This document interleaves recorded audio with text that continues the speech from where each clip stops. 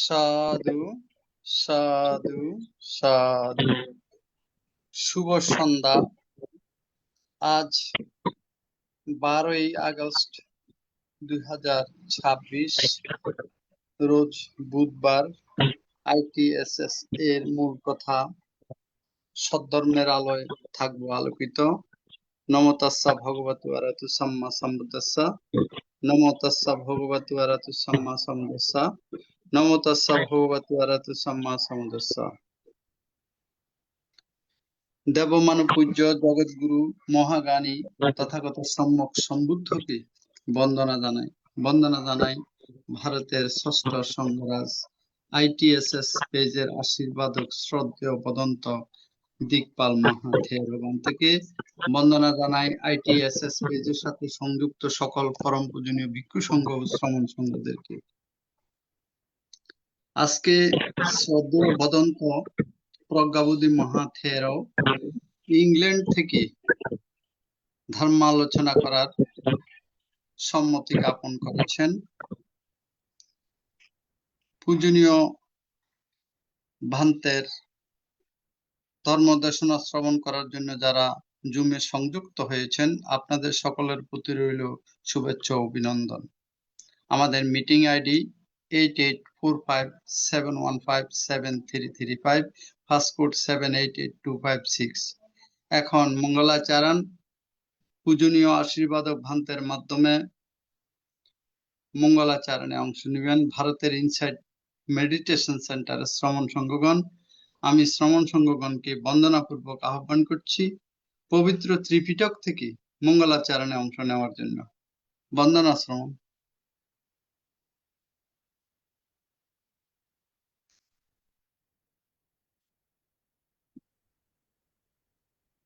नमो तस्सा भगवतो अरहतो सम्मा सम्बुद्दस्सा।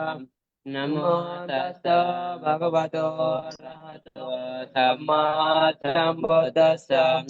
नमो तस्सा भगवतो अरहतो सम्मा सम्बुद्दस्सा। यावता भगवा लोके ते यदवशासनं तावता वदिगणादो पूजालोकानुकम्पायाम् अपमादेन भिक्खवे सम्पदेताम्।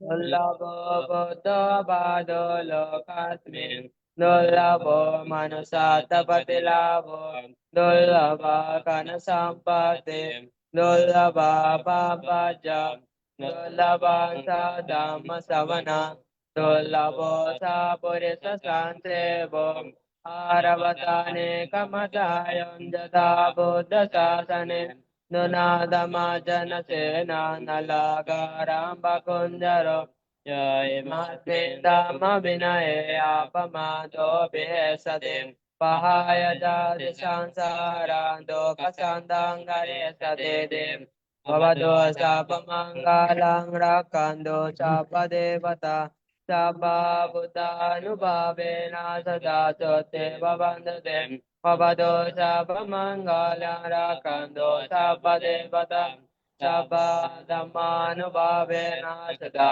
चोत्ते भवन्तु भवतो शापमङ्गलं रक्षन्तु शापदेवता शापसङ्गानुभावेन सदा चोत्ते भवन्तु।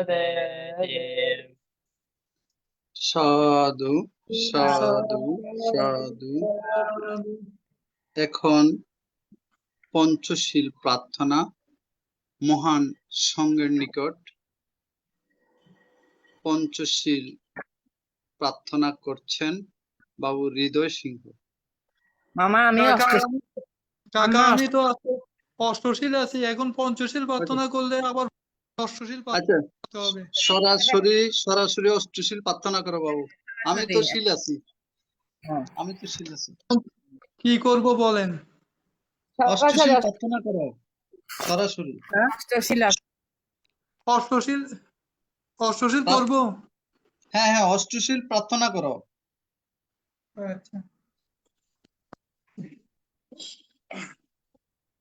বুদ্ধং বন্দামি Dhammang bandhami, Sanghang bandhami, Ahang bandhami, Sabbada, Dutiyampi, Buddhang bandhami, Dhammang bandhami, Sanghang bandhami, Ahang bandhami, Sabbada, Tatiyampi, Buddhang bandhami, Dhammang bandhami, Sanghang bandhami, ahang বন্দামি সর্বদা ও কাশা বন্দামি ভান্তে ধারুতেনাং কাতাং সব্বাং অপরাধাং ক্ষমাতু মে বন্তে দ্বিতীয়াম্পি ও কাশা বন্দামি ভান্তে ধারুতেনাং কাতাং সব্বাং অপরাধাং ক্ষমাতু মে বন্তে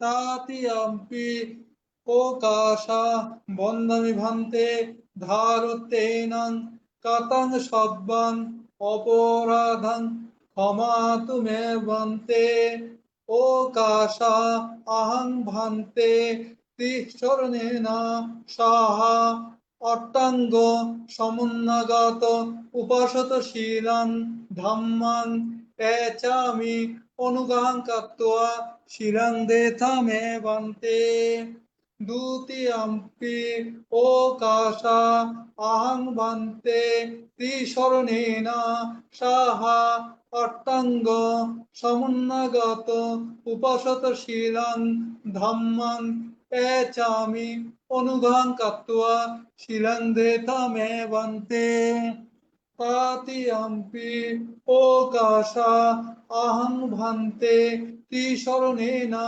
সাহা অট্টাঙ্গ সমুন্নাগত উপাসত শিলাং ধাম্মাং পেচামি অনুগাং কাত্ত্বা শিলাং দেথা মে বন্তে। এখন অষ্টশীল প্রদান ও 10 মিনিট ভাবনা পরিচালনা করবেন ITSS পেজের আশীর্বাদক পূজনীয় ভান্তের পদমূলে বন্দনা জ্ঞাপন করছি। तमहं वदामि तं वदेथा আমন্তে नमो तस्य भगवतो अरहतो सम्मा सम्बुद्धस्य নমো তস্তা ভগবতু অরহতো সাম্মা সম্বুদ্ধস্তা নমো তস্তা ভগবতু অরহতো সাম্মা সম্বুদ্ধস্তা নমো তস্তা ভগবতু অরহতো সাম্মা সম্বুদ্ধস্তা बुद्धं शरणं गच्छामि বুদ্ধং শরণং গচ্ছামি धम्मं शरणं गच्छामि ধম্মাং শরণং গচ্ছামি संघं शरणं गच्छामि সংঘং শরণং গচ্ছামি द्वितीयम्पि बुद्धं शरणं गच्छामि বুদ্ধং শরণং গচ্ছামি द्वितीयम्पि धम्मं शरणं गच्छामि দ্বিতীয়ম্পি ধম্মাং শরণং গচ্ছামি तृतीयम्पि संघं शरणं गच्छामि দ্বিতীয়ম্পি সংঘং শরণং গচ্ছামি तृतीयम्पि बुद्धं शरणं गच्छामि তৃতীয়ম্পি বুদ্ধং শরণং গচ্ছামি तृतीयम्पि धम्मं शरणं गच्छामि চতুর্থম্পি ধম্মাং শরণং গচ্ছামি तृतीयम्पि संघं शरणं गच्छामि তৃতীয়ম্পি সংঘং শরণং গচ্ছামি शरणागमनं सम्पूर्णं আমন্তে पाणातिपाता वेरमणि सिक्खापदं समादयामि পাণাতিপাত বেরমণি শিক্ষাপদং সমাদিয়ামি आदिन्नदान वेरमणि सिक्खापदं समादयामि অন্নদান বেরমণি শিক্ষাপদং সমাদিয়ামি अब्रह्मचार्य वेरमणि सिक्खापदं समादयामि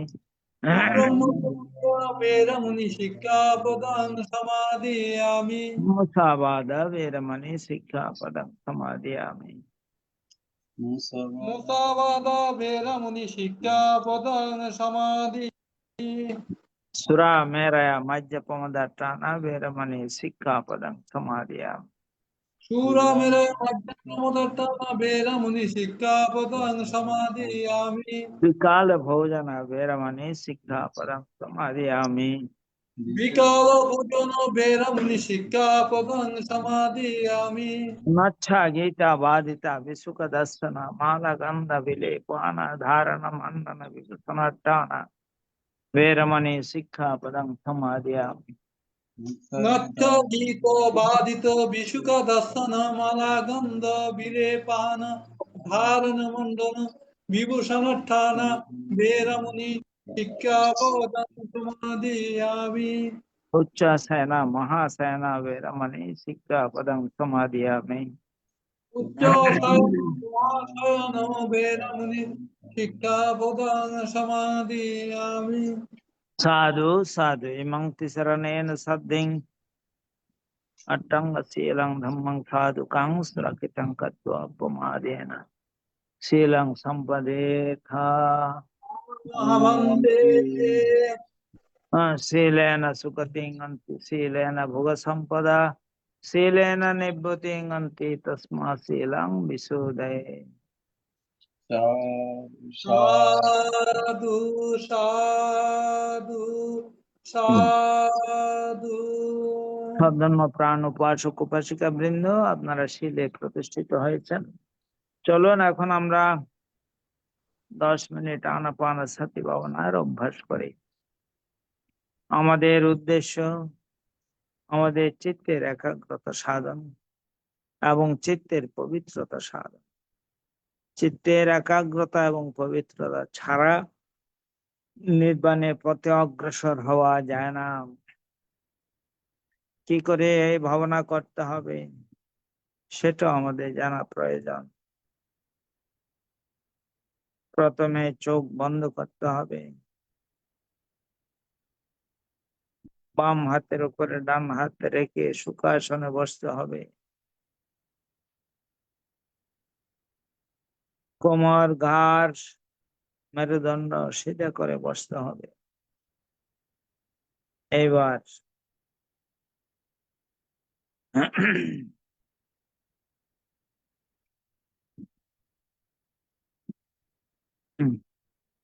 নাসিকার অগ্রভাগে যেখানে শ্বাস প্রশ্বাসের ক্রিয়া অনুভূত হচ্ছে সেখানে মনটাকে স্থাপন করতে হবে। শ্বাস আসলে আসছে বলে জানা, শ্বাস গেলে গেছে বলে জানা, এটাই হচ্ছে আমাদের কাজ। এই কাজ খুব সাবধানতার সঙ্গে করতে হবে।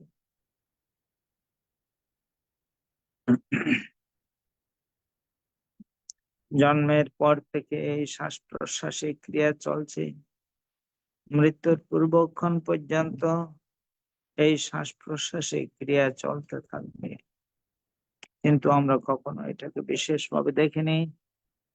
এখন আমরা এটাকে বিশেষভাবে দেখব।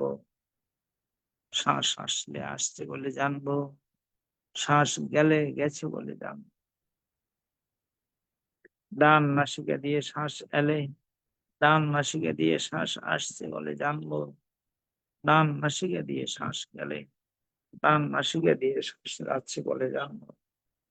অনুরূপ ভাবে বাম নাসিকা দিয়ে শ্বাস এলে বাম নাসিকা দিয়ে শ্বাস আসছে জানবো, বাম নাসিকা দিয়ে শ্বাস গেলে বাম নাসিকা দিয়ে শ্বাস যাচ্ছে জানবো।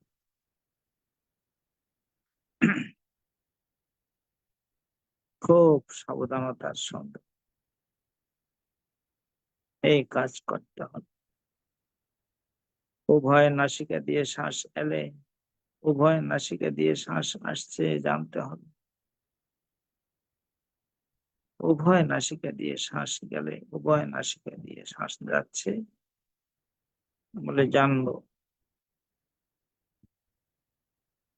শ্বাস ছোট হয়ে এলে শ্বাস ছোট হয়ে আসছে জানবো, শ্বাস ছোট হয়ে গেলে শ্বাস ছোট হয়ে যাচ্ছে জানবো। অনুরূপ ভাবে শ্বাস বড় হয়ে এলে শ্বাস বড় হয়ে আসছে জানবো, শ্বাস বড় হয়ে গেলে শ্বাস বড় হয়ে যাচ্ছে জানবো। যখন যেভাবে শ্বাস আসছে আর যখন যেভাবে শ্বাস যাচ্ছে ঠিক সেইভাবে জানতে হবে। নিজের অজান্তে একটি শ্বাসও যেন ভিতরে প্রবেশ করতে না পারে, নিজের অজান্তে একটি শ্বাসও যেন বেরিয়ে যেতে না পারে। প্রত্যেকটি শ্বাস প্রশ্বাস জেনে জেনে নিতে হবে, অনুরূপ ভাবে জেনে জেনে ছাড়তে হবে। খুব সাবধান, খুব সজাগ, খুব সচেতন ভাবে এই কাজ করতে হবে। মনের স্বভাব বড়ই চঞ্চল, বড়ই চপল, এক জায়গায় থাকতে চায় না। কখনো অতীতের দিকে, আবার কখনো ভবিষ্যতের পরিকল্পনায় চলে যায়। সকল অবস্থাতে নিজেকে খুব শান্ত ভাবে শ্বাস প্রশ্বাসে ক্রিয়াকে জানতে হবে।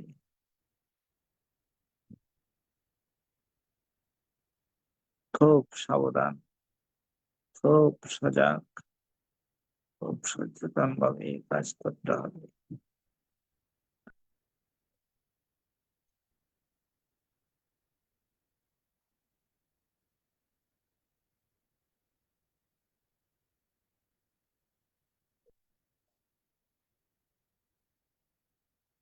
যারা যথাযথভাবে এই শ্বাস প্রশ্বাসে ক্রিয়াকে জানতে পারে, সফলতা তাদের আসবেই, সফলতা আসবেই, সফলতা আসবে।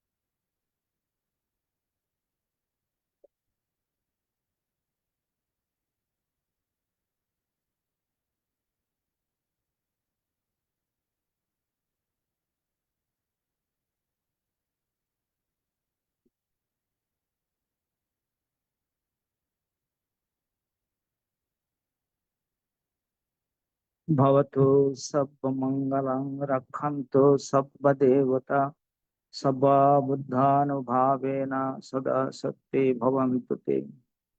भवतु सर्वमङ्गलं रक्षन्तु सर्वदेवता सर्वधर्मानुभावेन सदा सत्ये भवन्तु ते।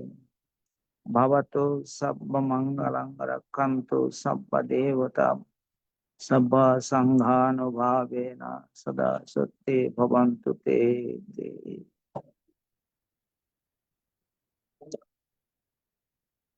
সাধু সাধু সাধু।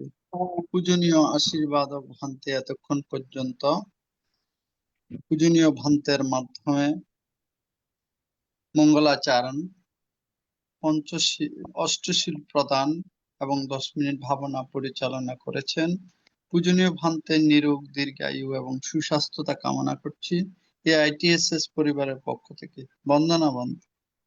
সাধু, মঙ্গল হোক, মঙ্গল হোক, বন্দনা ভান্তে, বন্দনা নেবেন।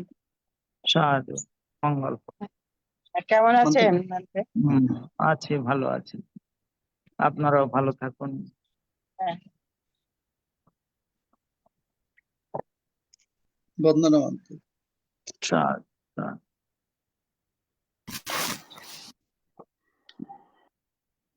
আজকে ধর্ম দেশনা দান করবেন ইংল্যান্ড থেকে শ্রদ্ধেয় ভদন্ত প্রজ্ঞাবুধি মাহাথের বান্তে। পূজনীয় ভান্তে কিছুক্ষণের মধ্যেই অংশগ্রহণ করবেন। তার পূর্বে পূজনীয় ভান্তে 9টায় জয়েন করবেন। তার পূর্বে আমরা আজকে কিছু ধর্মীয় আলোচনা শুনবো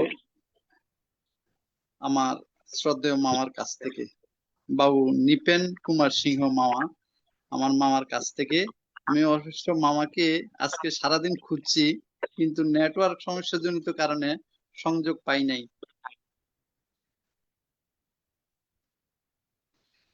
ধন্যবাদ মামা।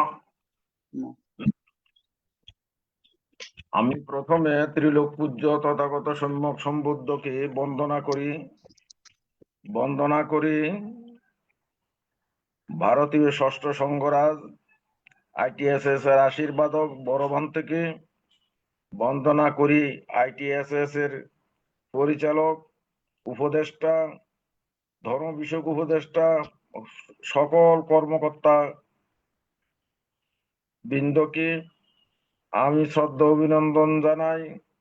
ITSS যারা সংযুক্ত হয়েছেন সবাইকে আমার শ্রদ্ধা অভিনন্দন এবং আষাঢ়ী পূর্ণিমার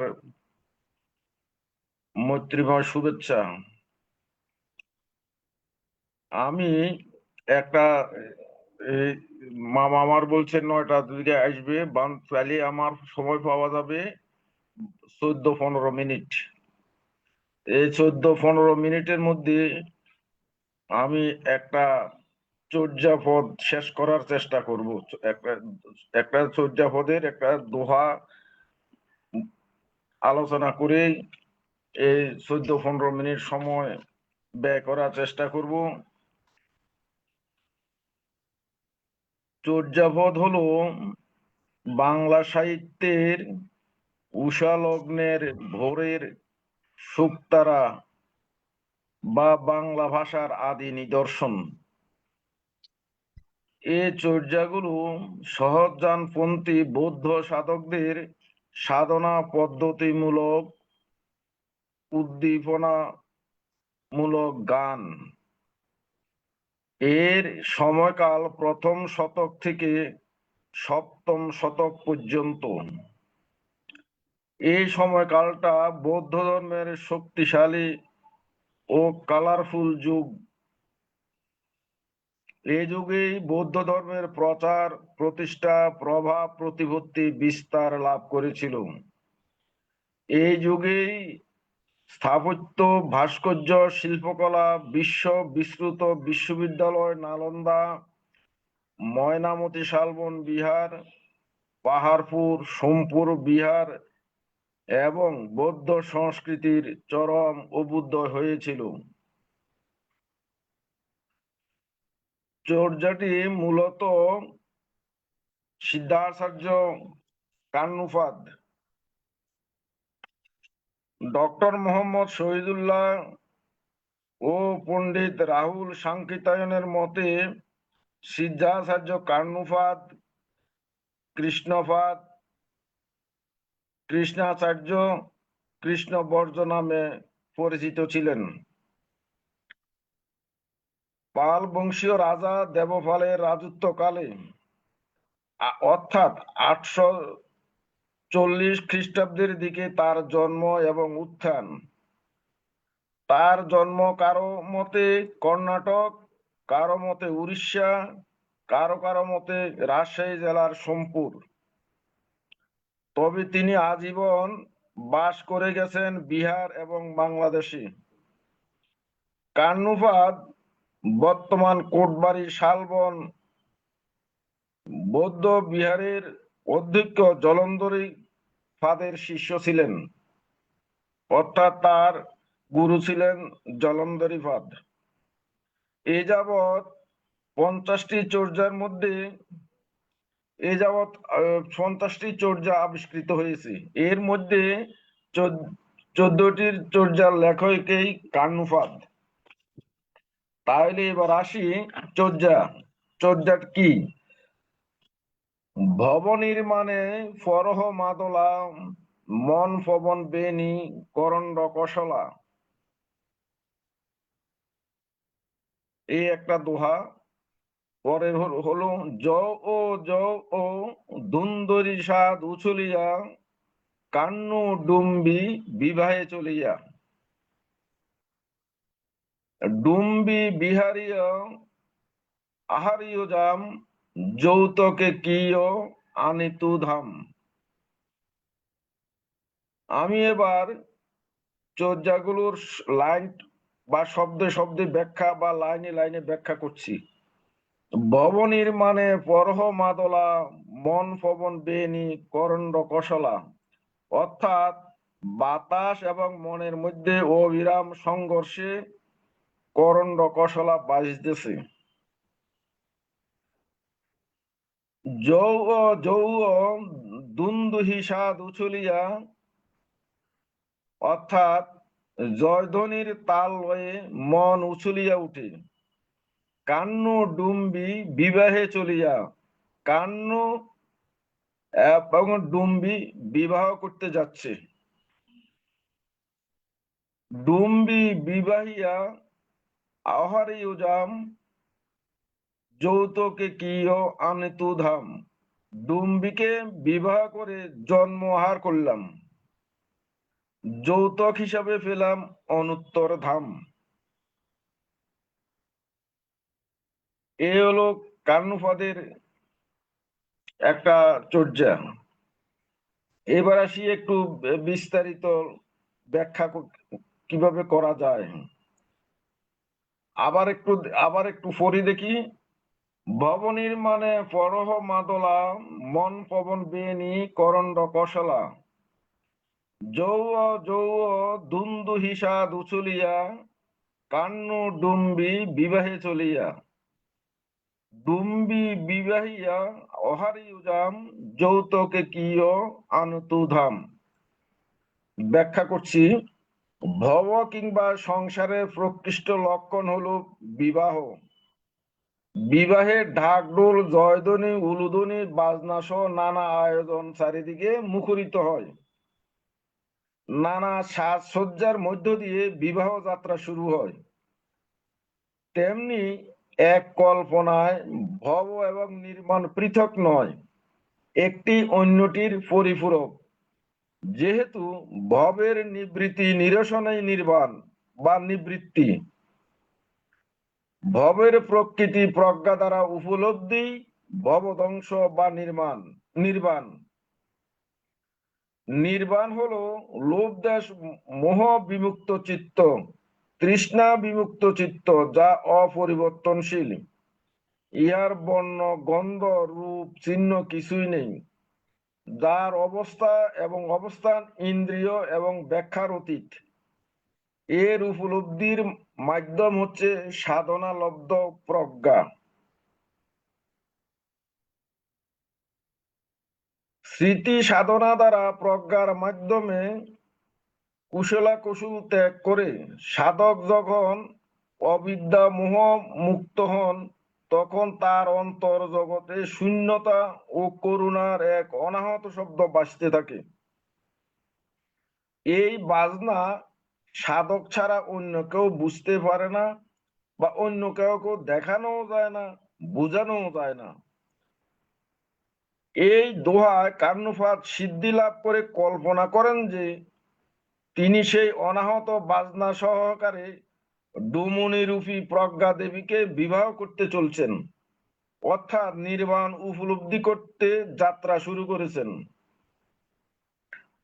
বিবাহে বাজে ঢাক ঢোল আর নির্বাণ উপলব্ধিতে বাজে অনাহত ধ্বনি। সাধক হলেন বর আর প্রজ্ঞা দেবী হলেন কনে, অর্থাৎ সিদ্ধাচার্য নৈরেত্যা দেবীকে অর্থাৎ ডুমুনিকে বিবাহ করে জাত কুল সব ধ্বংস করলেন, অর্থাৎ নির্বাণ লাভ করে জন্ম নিরোধ করলেন, জন্মটা তার সার্থক করলেন। বিনিময়ে তিনি পেলেন কালগ্রাম, জন্ম মৃত্যুর কারণ, অর্থাৎ জন্মগ্রহণের সকল বন্ধন থেকে তিনি মুক্ত হলেন। নৈরাত্যা দেবীকে বিবাহ করে যৌতুক হিসাবে পেলেন অনুত্তর ধাম বা পরমানন্দময় নির্বাণ। চলুন আমরাও সেই দানশীল ভাবনার মাধ্যমে নির্বাণ যাতে সাক্ষাৎ করতে পারি সেই চেষ্টাটাই করি। সুধীজন, আপনারা জানেন আজকে আমাদের এই যে আমরা ITSS এ একসাথে বসি, এটা আমাদের মধ্যে একটা আত্মীয়দের বা আত্মীয়তার একটা মিলন মেলা। এখানে আমরা অনেক কিছু শিখি, এই শিক্ষালব্ধ বিষয় নিয়ে আমরা বাড়িতে যাওয়ার চেষ্টা করি, আমরা দিন কাটানোর চেষ্টা করি। এই মেলাতে সাধারণত সপ্তাহে 5-7 দিনেই আমাদের ভিক্ষু সংঘ দেশনা করে থাকেন। আমরা সেই ভিক্ষু সংঘ থেকে এই মেলাতে এসে পণ্য কিনতে আসি। আমরা সবাই এখান থেকে কিছু নিয়ে আমরা দিন যাপন করার চেষ্টা করি, বাড়িতে যাওয়ার সেই নির্বাণের দিকে যাওয়ার চেষ্টা করি। কিন্তু এই মেলাতে যে পণ্য কিনার বা পণ্য সামগ্রী আমরা কিনবো, তার বিনিময় মাধ্যমটা কি? আমি মনে করি এই যে পণ্য কিনতে এসছি আমরা বা পণ্য আমরা কিনতে আসবো বা আসি, আমাদের সংসার যাত্রা সুখময় হবে, পরমানন্দে আমাদের ছেলে মেয়ে নিয়ে সংসার কাটাবো। কিন্তু সেই বেচা কেনার মাধ্যমটা কি হবে, মুদ্রাটি কি হবে? আমি মনে করি চর্যাপদে বলা আছে, কা আ তরুবর পঞ্চবিডাল চঞ্চল চিয়ে পৈঠা কাল। এটা বলেছেন সিদ্ধাচার্য লুইফাদ। কা আ তরুবর, কায়াটা একটা গাছ, এটার 5টি ঢাল।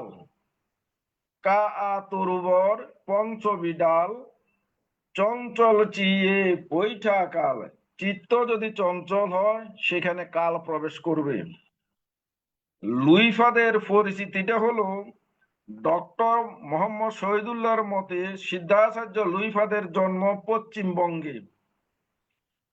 তার জীবিতকাল 730 থেকে 810 খ্রিস্টাব্দের মধ্যে। তিনি পাল রাজা ধর্মপালের মন্ত্রিসভার লেখক ছিলেন। একদিন সিদ্ধাচার্য সবরপাদ রাজমহলে ভিক্ষাচরণে আসলে লুইফাদের সাথে তার সাক্ষাৎ ঘটে। সেই লুইফাদ সবরপাদের প্রভাবে মুগ্ধ হয়ে তার শিষ্যত্ব বরণ করলেন। লুইফাদ পুরানো মাগধী ভাষায় বহু কবিতা লিখেছেন। ভারতীয় বর্ণ বৈষম্যে তিনি ছিলেন কায়স্থ। তার চর্যাটি ওই যে বললাম, কা তরুবর পঞ্চবিডাল চঞ্চল চিয়ে পৈঠা কাল। কায়াটা একটা তরুবর, একটা তরু শ্রেষ্ঠ গাছ, যেটার 5টি ঢাল চঞ্চল চিয়ে পৈঠাকাল। অর্থাৎ আমাদের শরীরের 5টি ঢাল, চক্ষু, কর্ণ, নাসিকা, জিহ্বা, ত্বক। এই ত্বক দিয়ে, এই 5টি ঢাল দিয়ে আমাদেরকে পণ্য বেচা কেনা করতে হবে। যাদের এই 5টি অঙ্গ ঢাল যদি দুর্বল থাকে, তিনি কিন্তু ভালো পণ্য কিনতে পারবেন না, এবং সেই হিসাবে তিনি ভালোভাবে তার জীবনও কাটবে না। তো এই 5টি ঢাল যার প্রবল শক্তিশালী, এই 5টি ঢাল দিয়ে তাকে পণ্য কেনা বেচা করে বাড়ি ফিরতে হবে, অর্থাৎ নির্বাণের দিকে যেতে হবে। তবে দুর্দমনীয় লৌগতি সম্পন্ন যথেচ্ছা বিতরণশীল চঞ্চল চিত্তকে দমন করেই পণ্য কিনতে হবে। আমাদের ধর্মপদের চিত্তবর্গে বলা আছে, বন্দনং চপলং চিত্তং দুর্রক্ষং দুর্নিবারয়ং উজুং করতি মেধাবী উষুকারবতেজনং। অর্থাৎ স্বর নির্মাতা তীরের ফলাকে যেমনি সোজা করেন, তেমনি জ্ঞানী পুরুষ স্পন্দনশীল চঞ্চল দুর্রক্ষণীয় দুর্নিবার্য চিত্তকেও সেরূপ ভাবে সোজা করেন। কারণ চিত্ত চঞ্চল হলে সেখানে ক্লেশ প্রবেশ করে। কাম ও ক্রোধ চঞ্চল চিত্তে প্রচ্ছন্ন শক্তির আকারে অবিদ্যা মোহ সক্রিয় থাকে। মনে রাখতে হবে, আমাদের সেই নির্বাণে যাওয়ার পথ, অর্থাৎ নির্বাণের দিকে যাওয়ার পথটা বড়ই আঁকা বাঁকা, উঁচু নিচু, বন্ধুর জঙ্গম, বিপদ সংকুল, মাঝে মাঝে গভীরতম প্রবল স্রোতময় নদীও থাকতে পারে। তাই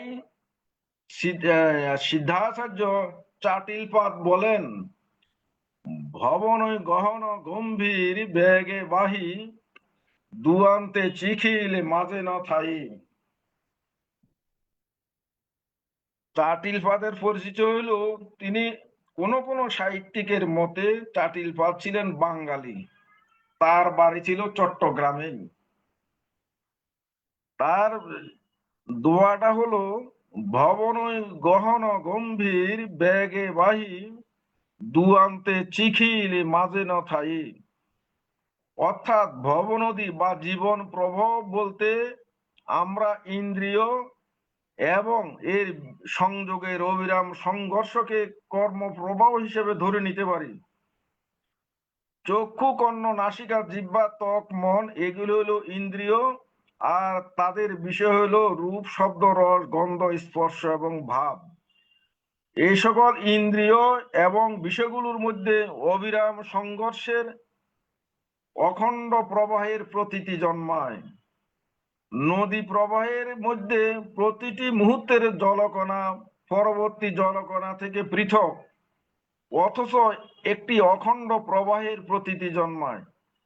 তেমনি জীবের জীবন প্রবাহ অনিত্য, সদা পরিবর্তনশীল, কিন্তু প্রতিটি জন্মায় যেন এরা যেন এক অভিন্ন অখণ্ড জীবন প্রবাহ, মনে যেন একাকার হয়ে গেছে, কিন্তু প্রতিটি মুহূর্ত থেকে পৃথক।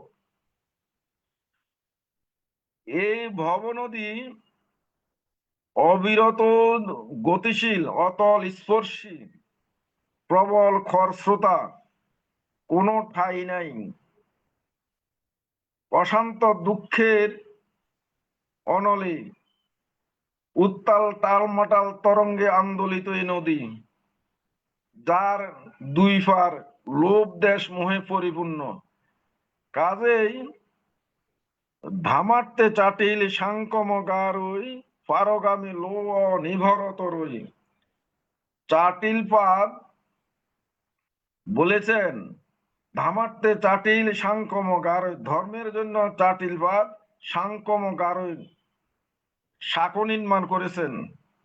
ধর্মের জন্য চাটিলপাদ সাঁকো নির্মাণ করেছেন, ফারগামী লো নিভর তরই, পরপারে যাইতে হলে এই তরির উপরে নির্ভর করতে হবে। এই সাঁকো হচ্ছে মধ্যম পথ বা বিদর্শন ভাবনা ভব নদীর অপর পারে যাওয়ার জন্য, অর্থাৎ দুঃখের অবসান ঘটানোর জন্য এই সাঁকোর উপর নির্ভর করা যায়। অর্থাৎ বিদর্শন ভাবনাই মুক্তির একমাত্র পথ। যে সাঁকোতে আরোহণ করলো কিন্তু নীতি আদর্শে ঠিক থাকতে পারলো না, সে কুলে কুলে ধাবিত হবে। সাঁকোতে উঠলে ডাইন বাম করলে নদীর অতলে তলিয়ে যাবে, ফলে তার পক্ষে পরপারে যাওয়া সম্ভব নয়। আমাদের সেই ধর্মপদের সেই উক্তি, অপ্পকাতে মনুষ্যাসু যেজনা ফারগামিনো অথায়ং ইতরা পদা তীর মেবানুধাবতী। অপ্পকাতে মনুষ্যাসু যেজনা পারগামিনু, অল্প সংখ্যক মানুষই পরপারে যেতে পারবে। অথায়ং ইতরা পদা, বাকিরা সব ইতর সাধারণ পাবলিক তীরমেবানুধাবতী, তীরে তীরে তারা ধাবিত হবে। অর্থাৎ ধর্মসাগর বলুন আর ভবসাগরে বলুন, এটা ফাড়ি দিয়ে পরপারে যাওয়ার মানুষের সংখ্যা খুবই কম। বাকিরা জন্ম মৃত্যুর তীরে তীরে ভাবমানে থাকবে, ধাবমান হবে। ভবতু সর্বমঙ্গলং, জগতের সকল প্রাণী সুখী হোক। মামার 9টা বাজে গেছে। সাধু সাধু সাধু। পূজনীয় ভান্তে এখনো জয়েন করেন নাই। মামাকে আর একটু সময় দেওয়া গেল। 10 মিনিট। এটার উপর কারো যদি কোনো প্রশ্ন থাকে আমি উত্তর দিতে পারবো, কোনো অসুবিধা নেই। এখন একটু একটু ফিডব্যাক দেখি না, 2-1 জনে কি বলে, তাহলে আমি উত্তর দিব, না হয় পরবর্তীতে আরেকটু টপিকসে যাবো আর কি।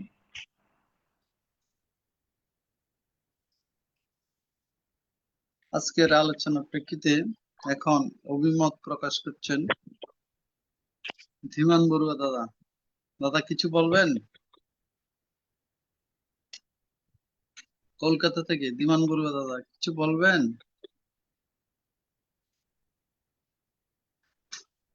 নাই মামা, বলেন, আলোচনা করেন অন্য একটা বিষয় নিয়ে। বানতে আসেন নাই? বানতে তো 9টাতে জয়েন করার কথা, ইংল্যান্ড থেকে। ও আচ্ছা। এখনো করেন নাই।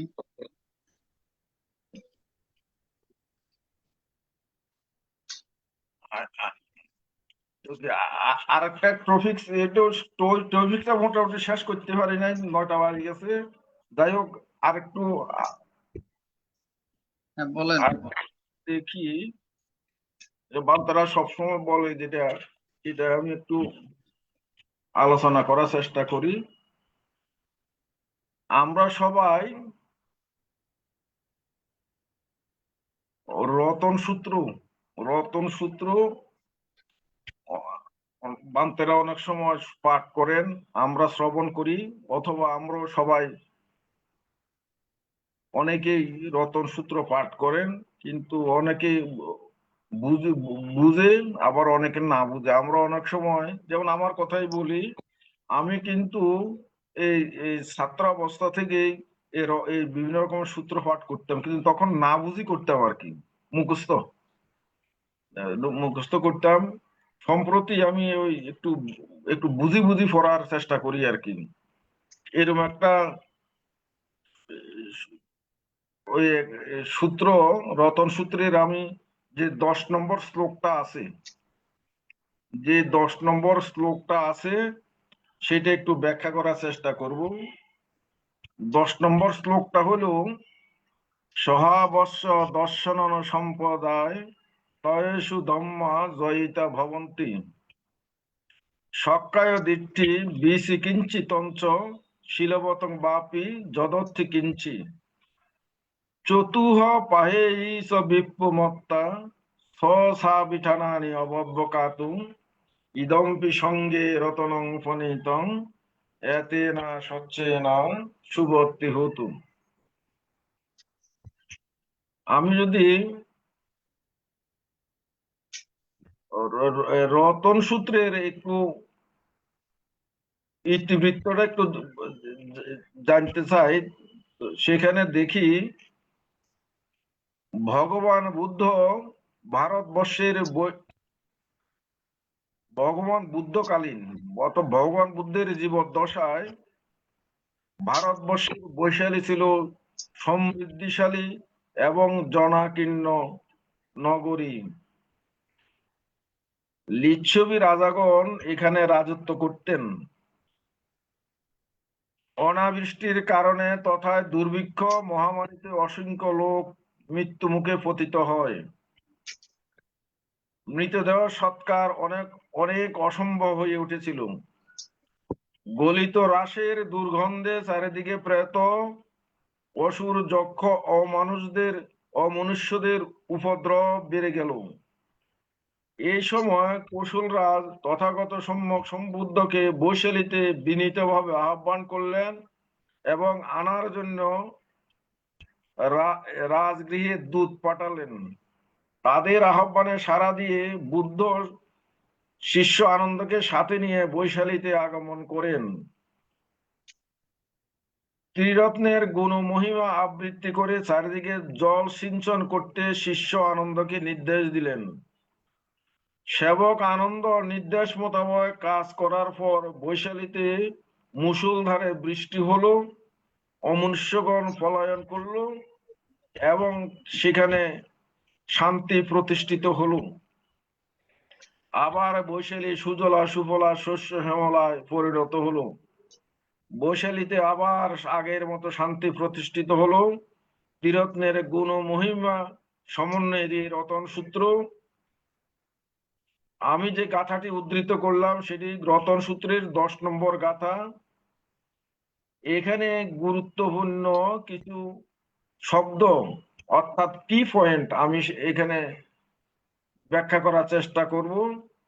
সহাবস্যা দর্শন সম্পদায় তয়েষু ধম্মা জয়িতা ভবন্তি সক্কায় দিট্টি বিশি কিঞ্চিতঞ্চ শিলবতং বাপি যদত্তি কিঞ্চি চতুর্হ পায়ে বিপ্পমত্তা সা বিঠানানি অব্যবকাতুং ইদম্পি সঙ্গে রতনং বনিতং এতেনা সচ্চেনা শুভত্তি হতুম। এখানে কি পয়েন্ট গুলো হলো দর্শন সম্প্রদায়, তারপরে বলছে সক্কায় দিকটি বিচিকিৎসা শিলবতং চতুরপায় সাবিঠানানি, এইগুলো হলো কি পয়েন্ট। দর্শন সম্পন্ন অর্থাৎ দর্শন সম্পন্ন বলতে সাধারণত প্রজ্ঞা বুদ্ধিশক্তি এবং জীবনের চরম সত্য লাভ করাকে বোঝায়। কোন ব্যক্তি যখন জাগতিক মোহ বা মায়া ত্যাগ করে জীবনের মূল সত্য উপলব্ধি করতে পারেন তখন তাকে তত্ত্বজ্ঞান সম্পন্ন বা দর্শন সম্পন্ন বলা হয়।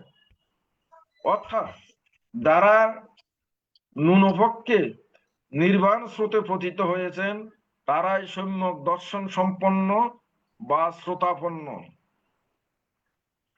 দর্শন সম্পন্ন অর্থাৎ শ্রোতাবর্তী মার্গ ফল লাভীদের সক্কায় দিকটি বিচিকিৎসা শিলব্রত পরামর্শ দুর্বৃত হয়।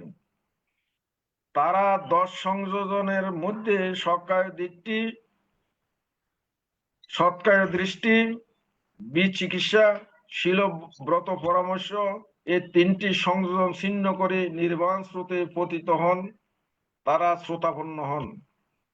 শ্রোতাপন্নগণ এই পৃথিবীতে 7 বারের বেশি জন্মগ্রহণ করেন না। তাদের দ্বারা কায় বাক্য দ্বারা অকুশল কর্মাদি সম্পাদন সম্ভব নয়।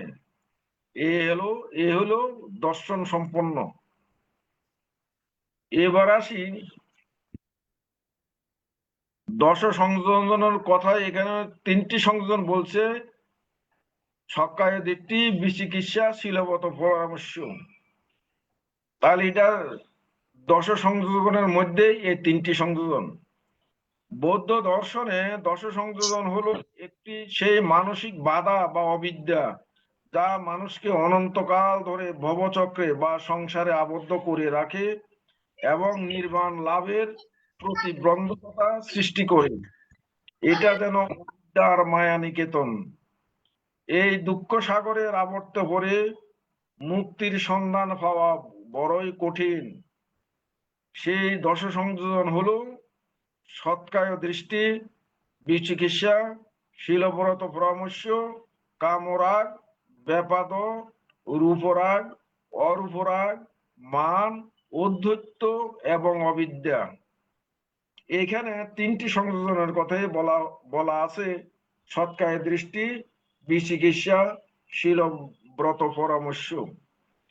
সৎকায় দৃষ্টি হলো নিজের শরীরকে যথাযথভাবে দেখা, দেহের মধ্যে স্থায়ী আত্মার বিদ্যমানতার ধারণায় সৎকায় দৃষ্টি। আত্মা এক ও অবিনশ্বর, ইহা কেবল রূপ বদলায়, এরূপ ধারণার হলো সৎকায় দৃষ্টি। পঞ্চস্কন্ধ বা ভৌতিক দেহকে আমি, আমার দেহ, আমার আত্মা, এরূপ বদ্ধমূল ধারণাই সৎকায় দৃষ্টি। এ আমার সংসার, এ আমার স্বামী, আমার স্ত্রী পুত্র, আমার ঘর বাড়ি, টাকা পয়সা, বিত্ত সম্পদ, সবকিছু আমার এরূপ ধারণার বশবর্তী হওয়া বা এরূপ বিশ্বাস পোষণ করাই হলো সৎকায় দৃষ্টি। এবার বলি বিচিকিৎসা। এটা হলো সংশয়, দ্বিমতি, সন্দেহ যা জ্ঞানহীন করে, বা পারপ্লেক্সিটি, জটিলতা, হতবুদ্ধিতা, কিংকর্তব্য বিমূঢ়তা যা জ্ঞান শূন্য করে, তাহাই বিচিকিৎসা। বি মানে শূন্য, চিকিৎসা মানে জ্ঞান, বিচিকিৎসা। কর্মফলের প্রতি সন্দেহ, বুদ্ধ ধর্ম সংঘের গুণাবলী এবং এই অনন্ত প্রভাব সম্পর্কে অবিশ্বাস, সন্দেহ। চিত্ত যখন হা বা না এর মধ্যে ঘুরে, অর্থাৎ ঘড়ির কাঁটার মতো দুলতে থাকে, তখনই বিচিকিৎসা অবস্থা। কোন বিষয়ে মীমাংসার অক্ষমতা হেতু চিত্তের অস্থিরতাই এর লক্ষণ। নানা বিষয়ে চিত্তকে ভ্রমণ করানো বিচিকিৎসার কাজ। অনিশ্চয়তা এর পরিণাম ফল। চিত্তের একাগ্রতা বা সমাধি দ্বারা প্রজ্ঞালাভ হয়, তা দ্বারা বিচিকিৎসা দূরীভূত হয়। এই হিসাবে বিচিকিৎসা জ্ঞানের উপনিশ্রয়, কিন্তু হেতু নহে। এবার হলো শীলব্রত পরামর্শ। স্বর্গীয় পুরস্কার লাভের আশায় অপমানজনক ব্রত পালন করা, কঠোর তপস্যা করা, মুক্তি লাভের আশায় কিচ্ছতা সাধন যেমন দুঃখকর, অশান্তি, অপমানজনক, তেমনি কণ্টকসজ্জা, কুব্রত পালন, গঙ্গাস্থান ইত্যাদিতে রোগ মুক্তি লাভের আশায় অবস্থান করা বা ঈশ্বরের সন্তুষ্টির জন্য বহুবিধ ব্রত পালন করা, আনুষ্ঠানিক নিয়মকে শীলব্রত পরামর্শ বলা হয়। ইদানিংকালে অনেক উপাসক উপাসিকা বুদ্ধের কাছে বিভিন্ন কিছু মানত করে থাকেন এবং অন্যের পরচিত হয়ে কর্ম সম্পাদনও করে থাকেন। বুদ্ধ যেন মনোবাসনা পূরণ করার কল্পতরু। তারা জানেন না বুদ্ধ কাউকে কিছু দিতে পারেন না, বুদ্ধের সেই ক্ষমতাও নাই। তথাগত বুদ্ধ কেবল ধর্ম ব্যাখ্যাতা মাত্র। সাধকগণ সৎকায় দৃষ্টি, বিচিকিৎসা ও শীলব্রত পরামর্শ এই তিনটি সংযোজন ধ্বংস করে শ্রোতাপত্তি ফল ও মার্গফল লাভ করেন। অর্থাৎ শ্রোতাপন্ন হলে তাদের এই তিনটি সংযোজন ছিন্ন হয়ে যায়, দূরীভূত হয়ে যায়। এবার আসি চতুরোপায়। অপায় হলো 31 লোকভূমির অন্তর্গত সর্বনিম্ন ও দুঃখকর 4টি ভূমি।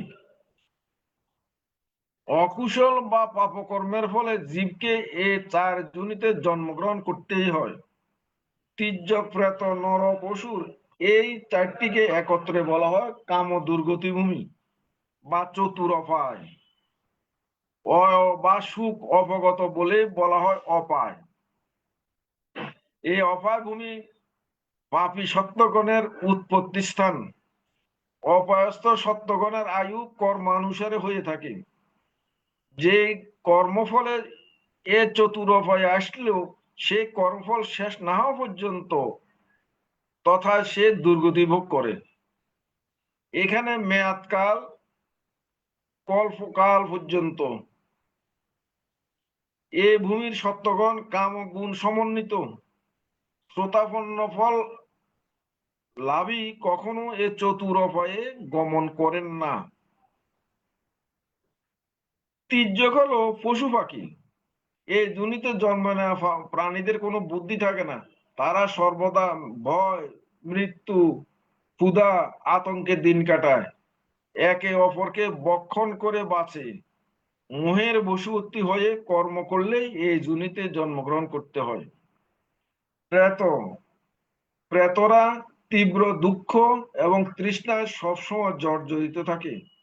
অতিরিক্ত লোভ ও আসক্তির কারণে জীবকে প্রেতজনিতে জন্ম নিতে হয়। অসুর এরা দেবতুল্য শক্তিশালী হলেও অহংকার এবং পরশ্রী কাতরতা ও ক্রোধের কারণে সর্বদা যুদ্ধ বিগ্রহ এবং অশান্তিতে লিপ্ত থাকে, মারামারি করে। নিরয় এটা অত্যন্ত দুঃখজনক স্থান। হিংসা, দেশ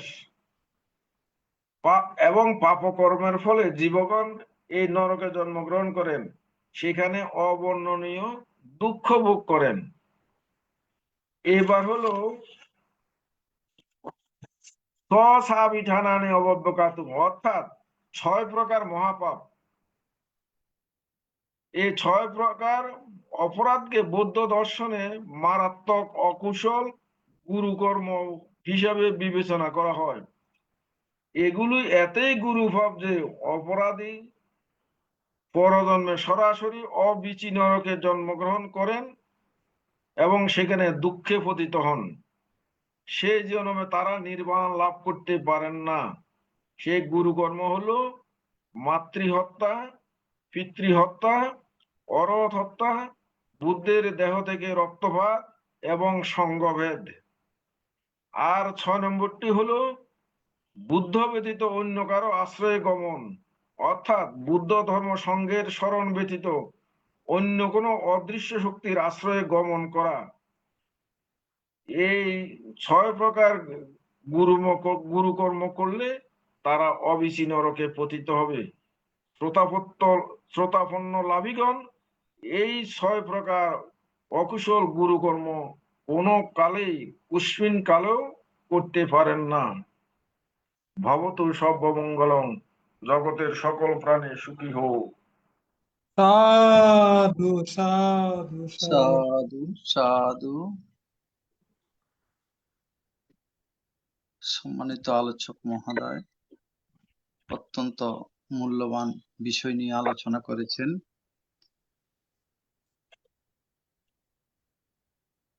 এখন এই বিষয়ে, আলোচনার বিষয়ে কারো যদি কোনো কিছু জানার বাকি থাকে সম্মানিত আলোচক মহোদয়ের কাছ থেকে আমরা জানতে পারবো। এই বিষয়ে বাবু হৃদয় সিংহ অভিমত ব্যক্ত করবেন। আমি সর্বপ্রথম জগতের সর্বশ্রেষ্ঠ জ্ঞানী তথাগত সম্যক সম্বুদ্ধকে নতশিরে বন্দনা করছি।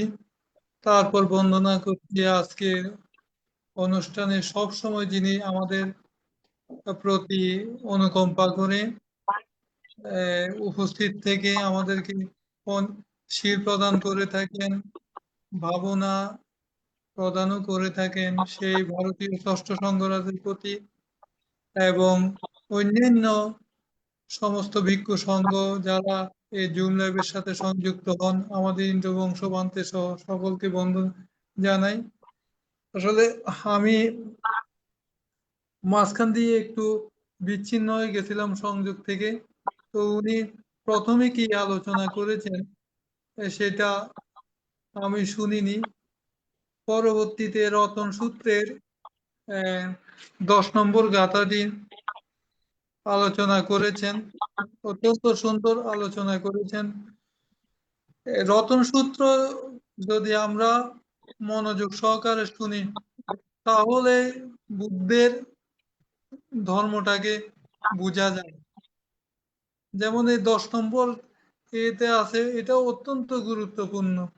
সহবস্ত দর্শন সম্প্রদায়, এরপর বীরত্ব চিত্তা আয়তিকে ভবশ্রী, এভাবে আছে, হয়তো আমার সম্পূর্ণ এতে নয়। তো এখানে যেটা বলা হয়েছে এটা উনিও বলছেন যে সাক্রায়ু দৃষ্টি মূলত মিথ্যা দৃষ্টি, যেটা সাক্রায়ু দৃষ্টি বলা হয় এটা মিথ্যা দৃষ্টি। বিভিন্ন পূজা পালি, বিভিন্ন দিকে আসক্ত থাকা এবং সত্যটাকে না জানা, অবিদ্যার মধ্যে ডুবে থাকা, এটাই মিথ্যা দৃষ্টি। যখন এই মিথ্যা দৃষ্টি দূরীভূত হয় এবং তার সাথে শিরব্রত পরামর্শ, শীল পালনের দ্বারা বা বিভিন্ন ব্রত পালনের দ্বারা নির্বাণ লাভ হবে এইরকম ধারণা করা। তবে শীলের দ্বারা নির্বাণ লাভ হয়, সেটা হচ্ছে যে লোকোত্তর শীল। যখন আমরা এই পঞ্চশীল অষ্টশীল পালন করতে করতে করতে করতে করতে করতে ধ্যান এবং ভাবনার মাধ্যমে যখন এটা লোকোত্তর শীলে রূপান্তরিত হয় তখন এটার দ্বারা নির্বাণও সংগঠিত হয়। এগুলো উনি আলোচনা করেছেন। আর এখানে আরেকটা জায়গায় আরো বলা আছে ক্ষীণ পুরানো বীজগুলো এই যখন ধ্বংস হয় তখন এই আর্যত্ব লাভ হয়, এবং যারা এই আর্যত্ব লাভ করেন অতীতের সংস্কার এবং যে সংস্কারগুলো পঞ্জীভূত আছে সবগুলো যখন নিরোধ করতে পারেন তখন ক্ষীণ পুরনো কোনো বীজে অবশিষ্ট থাকে না, তখন তিনি শ্রোতাপন্ন হন। তারপরে আবার বলা আছে যে নতে ভবং অষ্টম আদিয়ন্তি, 7 জন্মের মধ্যে তিনি নির্বাণ লাভ করেন। যদি আরো উচ্চতর ভাবে তিনি সমাধি করেন এবং তাহলে দেখা গেছে 7 জন্মের আগেও কোনো কোনো এই যারা শ্রোতাপন্ন হন তারা অরহত্ত বলে প্রতিষ্ঠিত হন। যেমন আমাদের উপাসিকা মহোপাসিকা বিশাখা, উনি অতিরিক্ত পুণ্য সঞ্চয় করেছিলেন, যার কারণে উনি বুদ্ধের সময়কালে যদিও জন্মগ্রহণ করেন এবং এক সময় উনি নির্বাণ গমন করবেন, কিন্তু অতিরিক্ত পুণ্য সঞ্চয় করার কারণে ওনার 6টি স্বর্গে জন্ম গ্রহণ করার যে হেতু এটা এখনো বাকি আছে, এখনো তিনি স্বর্গে অবস্থান করছেন। এবং বুদ্ধের যে প্রথম ভক্ত যাকে বলা হয় সেই রাজা বিম্বিসার, উনিও স্বর্গে অবস্থান করছেন। ওনারা দুইজনেই কিন্তু শ্রোতাপন্ন, কিন্তু ওনাদের যে বিপুল অপ্রমেয় পুণ্য সঞ্চয় করেছেন এই কারণে ওনারা এই 7টি স্বর্গের সুখ ভোগ করে তারপর পুণ্য যখন ক্ষয় হবে তখন ওনারা 7 জন্মের মধ্যে অরহত হবেন। তো এই রতন সূত্রের মধ্যে বুঝার মতো অনেক কিছু আছে, আমি হয়তো আজকে তেমন একটা গুছিয়ে বলতে পারছি না, ভুল ত্রুটি হতে পারে। এটার মধ্যে সংঘ কিরকম, বুদ্ধের গুণ কিরকম, সঙ্গ কিরকম, ধর্মের গুণ কিরকম, সুন্দরভাবে এটা ব্যাখ্যা করা হয়েছে। কিন্তু এটা যদি বুঝে তাহলে অনেক কিছু, তো উনি খুব সুন্দরভাবে আলোচনা করেছেন। প্রথম আলোচনাটা আমি শুনিনি, তো সকলেই আজকে অষ্টশীল অথবা কেউ পঞ্চশীলও নিয়ে থাকেন, সকলের দীর্ঘ জীবন কামনা করি। আরেকটা বিষয় আমার একটু জানার ইচ্ছা আছে ITSS কর্তৃপক্ষের কাছে, যে আমরা তো উপাসতের দিনে অনেকেই অষ্টশীল নিয়ে থাকি, তো এখানে কি আমাদের অষ্টশীল দেওয়ার মতো বা অষ্টশীল তো আপনারা দেনই যখন ভান্তেরা আসেন, যেমন আজকে আমি নিলাম, যেমন কালকে যেমন আমরা অষ্টশীল ত্যাগ করে পঞ্চশীল গ্রহণ করব। তো বিভিন্ন পেজের মধ্যে এরকম ভান্তেরা কিন্তু আয়োজন করে থাকেন, অষ্টশীল প্রদানের সময় দেন এবং অষ্টশীল যখন ছেড়ে যখন পঞ্চশীল নেওয়া হয় তখন পঞ্চশীল প্রদান করেন। এরকম ব্যবস্থা আছে কিনা এটা একটু আমি জানতে চাই। আলোচক মহোদয়কে আমার শুভেচ্ছা রইল। সকলের প্রতি সকলের নিরোগ দীর্ঘ জীবন কামনা করে আমার সংক্ষিপ্ত অভিমত এখানে শেষ করলাম। সাধু সাধু সাধু, ধন্যবাদ হৃদয় বাবুকে। আসলে পৃথকভাবে অষ্টশীল দেওয়া আমাদের এই ব্যবস্থা এখনো চালু হয় নাই। শুধু অনুষ্ঠানের চলাকালীন সময় আমরা ব্যবস্থা আছে। তবে আমি কর্তৃপক্ষকে এ ব্যাপারে অবহিত করব, যাতে আমাদের অষ্টশীল অন্যান্যদের মতো অষ্টশীল দেওয়ার ব্যবস্থা করেন। ধন্যবাদ হৃদয় বাবুকে। এখন পূর্ণ উৎসর্গ করবেন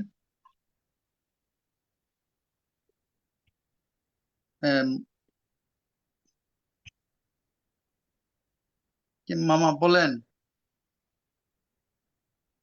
আমাদের তো আর একটুখানি সময় আছে, আরেকটা সূত্রের একটু ব্যাখ্যা করতে চাই আর কি, আরেকটা সূত্রের সময় কি আচ্ছা, বলেন বলেন বলেন। আমাদের এখন তো ধরেন 9টা 27 বাজে, কতক্ষণ পর্যন্ত চলবে? আমাদের তো নিয়ম 10টা পর্যন্ত আর কি। তা আজকে যেহেতু সবাই শীল রয়েছে আর কি, আমি আমার জীবনে এই 26 সালে 12ই আগস্ট সর্বপ্রথম শীল নিলাম। আচ্ছা, সাধু সাধু। না, আগেও তো শীল ছিলেন, পঞ্চশীলে ছিলেন, এখন হয়তো অষ্টশীল নিতেন, আগেও তো ছিলেন। আগে পঞ্চশীল নিয়েছি, এবার অষ্টশীল নিলাম আর কি, আমার জীবনের প্রথম। সাধু সাধু। তাহলে আজকে থাকুক, আজকে যেহেতু সবাই শীল রয়েছে, অষ্টশীল রয়েছে,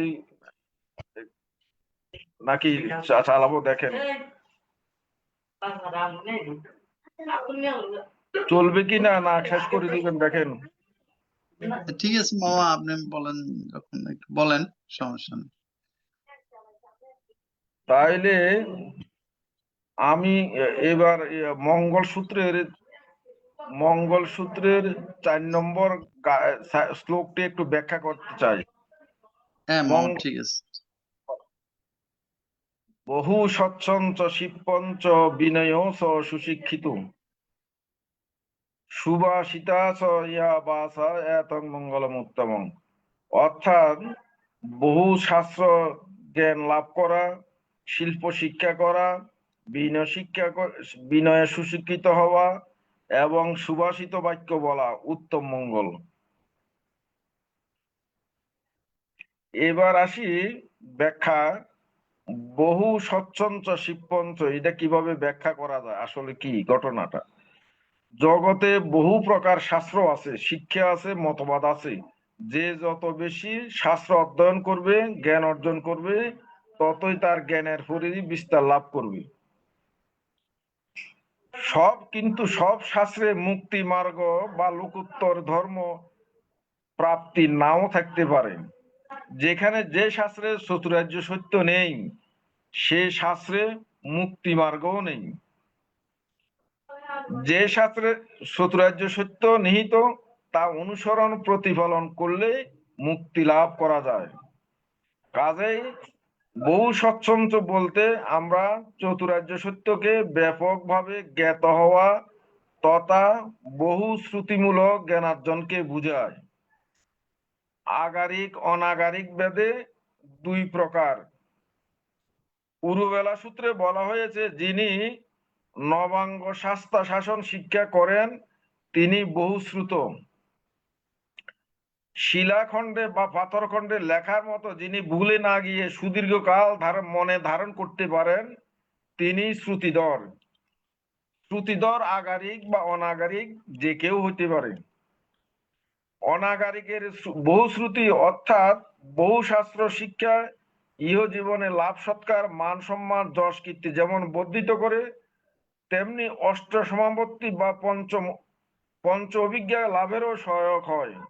এইভাবে অনাগারিকে বহু স্মৃতি সর্ব দুঃখ ধ্বংসী যে পরম শান্তি বা নির্বাণ তা অধিগম করার সহায়ক বলে তথাগত বুদ্ধ অনাগারিক প্রব্রজিতদের জন্য বহু সচ্চঞ্চ শিবপঞ্চকে মঙ্গলজনক বলেছেন।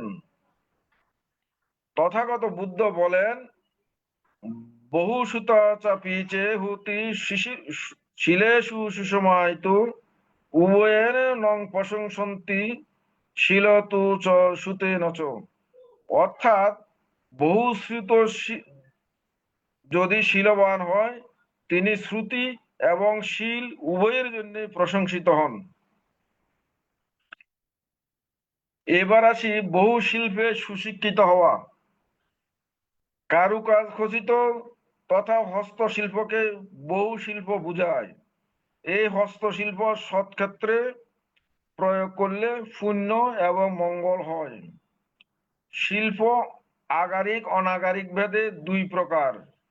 বর্তমান জনসংখ্যার স্ফীতির কারণে বেকারত্ব আধিক্যে কর্মসংস্থানের জন্য শিল্পকর্মকে অধিক গুরুত্ব দেওয়া হয়। বলা হয় শিক্ষার সাথে সম্পর্কহীন জীবন অন্ধ এবং জীবনের সাথে সম্পর্কহীন বিদ্যা পঙ্গু। অন্ধ ব্যক্তি জীব জগৎ বা জড়জগতের কিছুই দেখতে পায় না, তেমনি দৃষ্টিশক্তি থেকেও যদি শিক্ষা না থাকে তাহলে সে ব্যক্তি অন্ধ ব্যক্তির সদৃশ। আবার শিক্ষা আছে সত্য, কিন্তু ব্যবহারিক জীবনে ভূমিকাহীন, তবে তা পঙ্গু বা আবর্জনা মাত্র। অনাগারিক জীবনে তথাগতের সেবক আনন্দের শ্রীবরের শৈল্পিক নকশা প্রণয়ন এখানে প্রণিধানযোগ্য। এই কারণে শিষ্য আনন্দকে পণ্ডিত মহাপ্রজ্ঞাবান হিসেবে অভিহিত করেছেন স্বয়ং বুদ্ধ।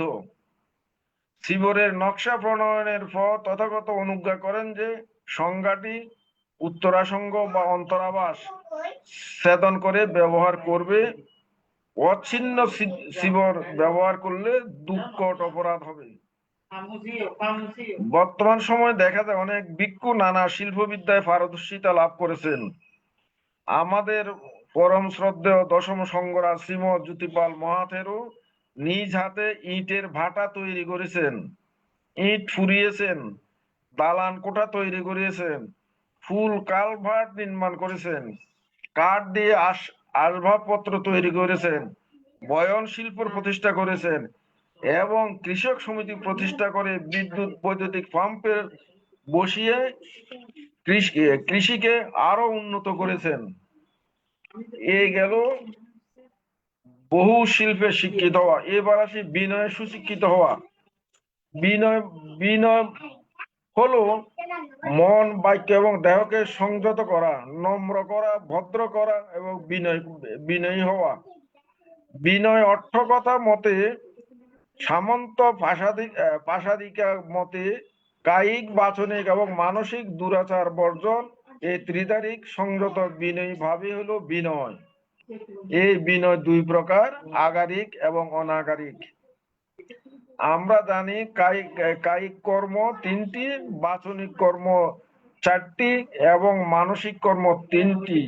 এই 6টি হলো দশবিধ কুশল কর্ম বা অকুশল কর্ম। এই বিনয় সম্পর্কে সুশিক্ষিত হওয়া সকলেরই দায়িত্ব। এবার আসি সুভাষিতা বাচা। সুভাষিত বাক্য বলা উত্তম মঙ্গল। সুভাষিত বাক্য হলো যে কথা বা কুশল বয়ে আনে, হিত সাধিত হয়, শুনে আনন্দ পাওয়া যায় বা ধর্মানুকূল অবস্থার জাগ্রত হয়, এটাই হলো সুভাষিত বাক্য। 4 প্রকার কথা: ধর্ম বিরোধী, মিথ্যা কথা, কর্কশ কথা, বেদ বাক্য এবং সম্প্রলাপ বাক্য প্রয়োগ।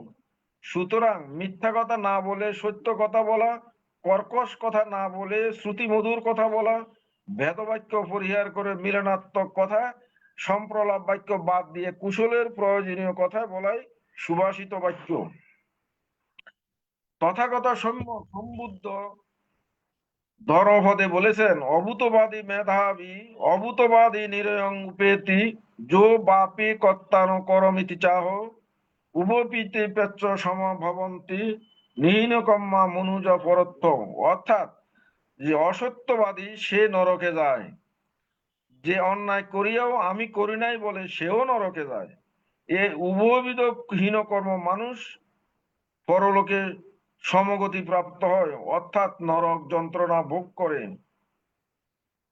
এই প্রসঙ্গে স্থবির বঙ্গীশ বলেন, তমেব বাচং ভাষেয় দয়াত্তানাং ন তাপয়ে পরেচন নং বিহিংসেয় সবে বাচা সুভাষিতাতি।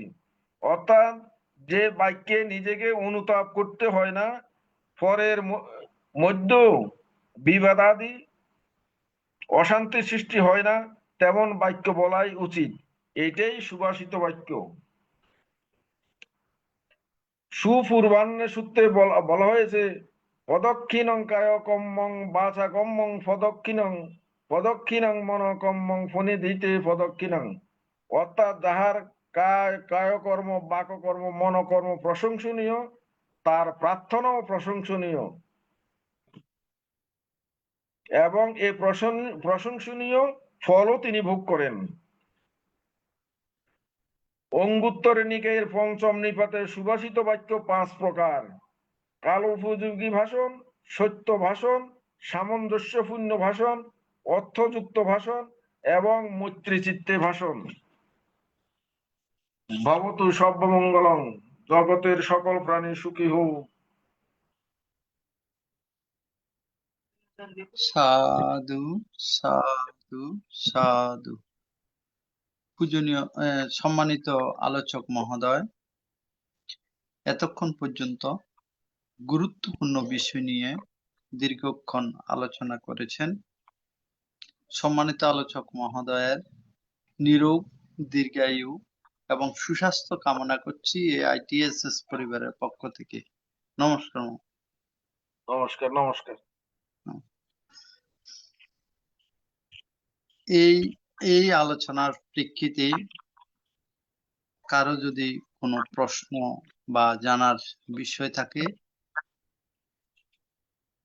স্বেচ্ছায় বলতে পারেন।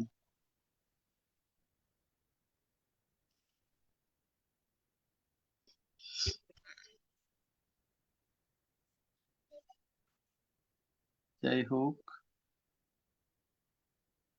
আমরা কিছুক্ষণের মধ্যে অনুষ্ঠান সমাপ্ত করব। এখন পূর্ণ উৎসর্গ করছেন রাঙ্গামাটি থেকে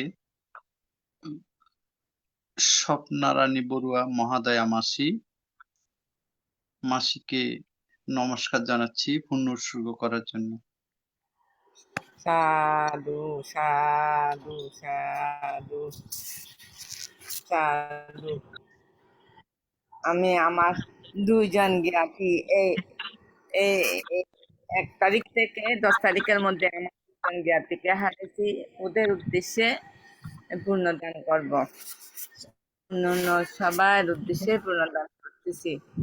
বান্তে সংসারো কান্তারো দুঃখাতো তায়া নিভানা কারণাতায়া ইমানি কুশল কম্মানি সমাদায়িত্বা ইদং মে ইদং নো ইয়াতু সুখিতাহন্তু ইয়াতায় ইদং no ইয়াতিনাঙ্গতু সুখিতাহন্তু ইয়াতায় idang no yati nangotu sukita hantu yatayo unname udakhang bata ninang pawapati eva meva to dinang pete nang pakapati katabari bahapura paripuranti tagarang eva meva to dinang pete nang pakapati Attavatassa ammehi sampatang punya sampadang. Sabbe satta, sabbe deva, sabbe bhuta, anumadhantu, sabba sampatti siddhya. Akasattasa bombatta, devo naga mahitika, puyantang anamuditva, sirang rakhantu shasanang, sirang rakhantu desanang, sirang rakhantu mangparang. Imena puya kammena, mame bala samya gamo, satang sama gamayo, yava nibbana chayo. Idhang me danang, idhang me puya, idhang me shi asabakaya bahang utu idang me puyang idanasa kasayu utu babatu titatu sadhu sadhu সাধু সাধু সাধু। মামা আজকে সুন্দর করে আমাদেরকে দুই সুন্দর দেশনা দিয়েছেন। মামা নিরোগ দীর্ঘায়ু সুস্বাস্থ্য কামনা করতেছি। এই মামার এই এই এই দেশনাগুলিতে আমরা অনেক কিছু জানতে পেরেছি, শিখতে বুঝতে পেরেছি। তাই মামাকে আমি আশীর্বাদ করতেছি, নিরোগ দীর্ঘায়ু কামনা করতেছি। এই বলে আমি আমার অভিমত এখানে শেষ করছি। সাধু সাধু সাধু সাধু। আজকের মতো আমাদের অনুষ্ঠান হুম। এখানে সমাপ্তি ঘোষণা করা হলো। আগামী দিন যথাসময়ে আমাদের অনুষ্ঠান সম্প্রচার করা হবে। সবাইকে উপস্থিত থাকার জন্য শ্রদ্ধাপূর্বক আহ্বান করছি। শুভরাত্রি। নমস্কার।